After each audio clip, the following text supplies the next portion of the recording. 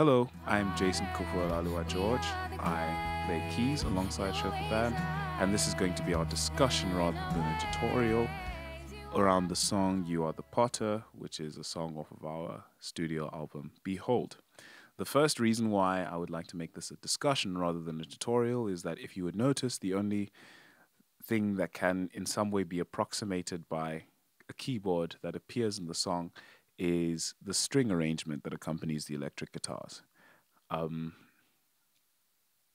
than that, there's no piano, there's no electric piano, there's no pad.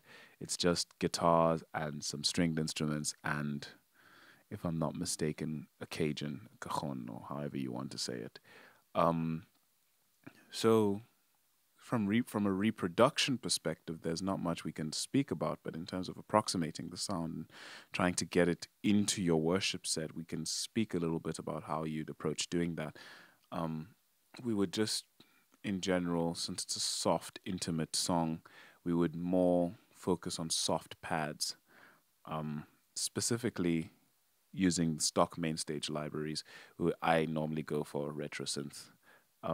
And I EQ it in a very specific way so that it gives me a frequency response that I like. So something like this. While the acoustic guitar is doing something. The song is in E, by the way, and it's at a BPM of something in the region of 156 at 6/8. Somewhere around there, I'm not sure. 155, 156. With this song, you can basically just take a chilled, a very relaxed approach and just play the chords on the chord chart. If you're feeling super creative, you can add some of your own individuality to it if you really want, but there's not much that you can really approximate. On the complete other end of the spectrum, you may want to approximate the acoustic piano version that's also available, not on the album, but it was released on the ShofarBand channel, in which case all you would need, in theory, is a stock piano sound.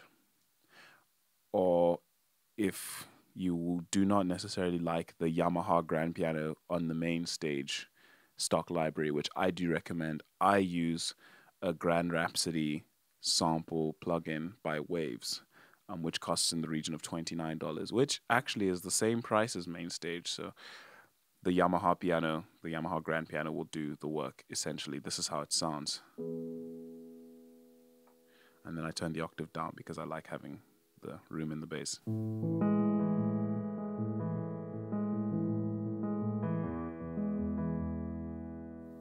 It's a bit compressed.